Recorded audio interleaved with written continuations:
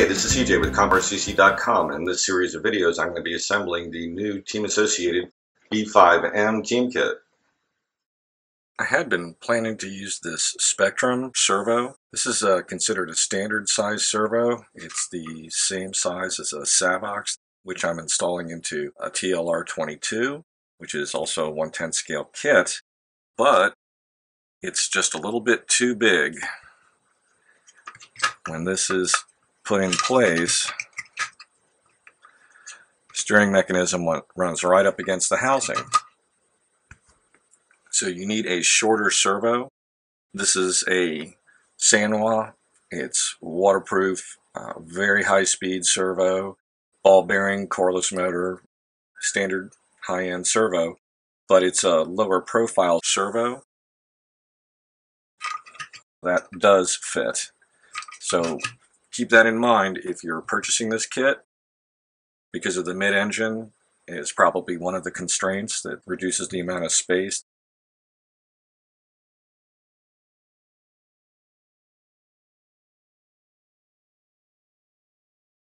Not tightening these down right now because I'm doing a little test fit here.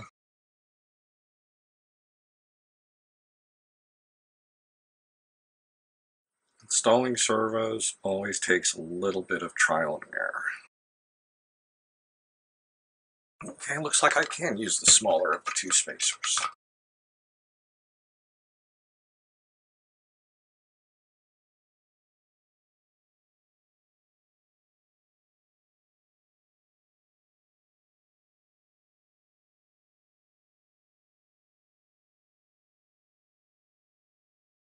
We have a winner. Now, if you notice, there's a gap between this rail and the servo.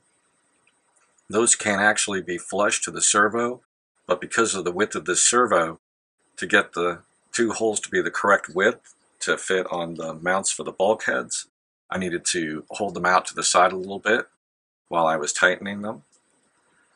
Otherwise it wouldn't fit properly.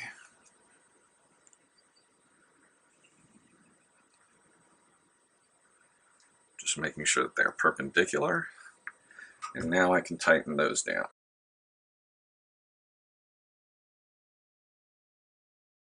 So I don't have to put too much pressure on that. I'm going to go ahead and snap this little arm on now.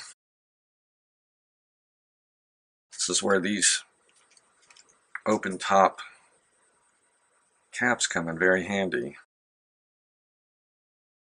Line that up just right. So I'm pressing straight down. There we go.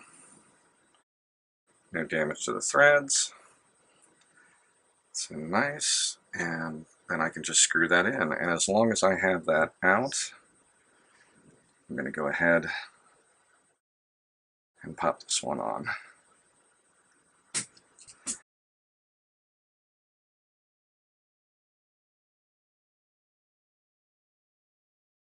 And that's a very good example of how to do something and not forcing it. There we go. Before I completely tighten that side down, I'm going to get this side started. A servo is mounted.